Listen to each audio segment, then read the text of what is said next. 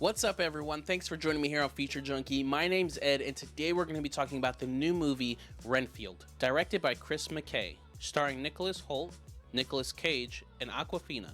So I actually saw this movie a few weeks ago, and when I went to the movies, every time I went to the movies to see a new movie, it really felt like they were really pushing this film for some reason. So I thought, what the heck, let me give it a shot, and I definitely have some things to say about this film. But before I do, if you could leave a like down below, I'd greatly appreciate that. Now let's get into the plot, courtesy of IMDb. R.M. Renfield decides to leave his century-long line of work as a henchman and a familiar to Count Dracula, and finds a new lease in life in the modern-day New Orleans when he falls in love with a feisty but aggressive traffic cop named Rebecca Quincy. So this one's interesting for me. I don't really know if I liked it or if I didn't, so I guess as I go along, I'm just gonna say everything that comes to mind with this film. And the first thing that comes to mind is Nicolas Cage. We all know Nicolas Cage for doing these extra type of roles, and I really felt like going into this film, this was probably just going to be like another paycheck type of role, but he actually dedicates himself to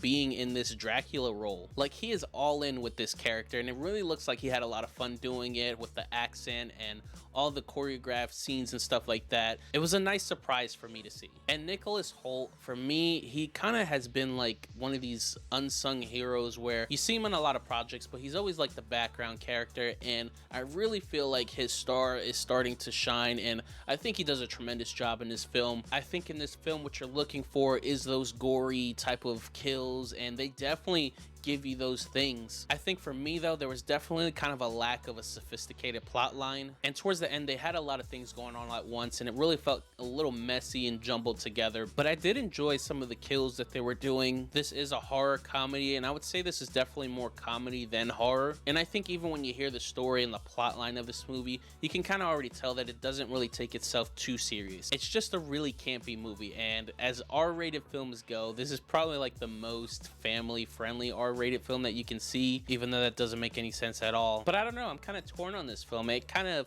left me leaving the theater with like, all right, like, yeah, we just saw that and then that was it. So I mean, if you're in the mood for like a good lighthearted laugh and definitely some awesome kills and bloody gory vampire stuff, then yeah, check this movie out. But for me, this isn't going to be a recommend.